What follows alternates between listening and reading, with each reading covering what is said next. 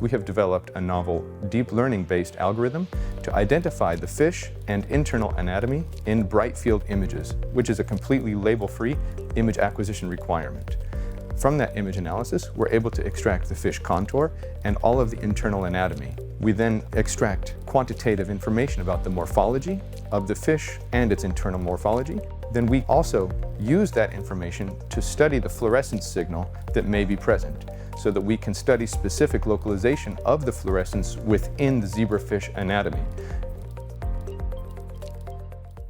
And the other thing that's nice about the system is it's really flexible, so you can really optimize it for a different assay relatively quickly. So I would say that overall it allows us to power our experiments much better, because we can use, instead of using 20 embryos, we can use 200, and it doesn't take any longer. In fact, it takes considerably less time than it would have done. We started looking at different methods and it became clear how easy to use the system is. Before using Athena, I would actually typically count cells by hand.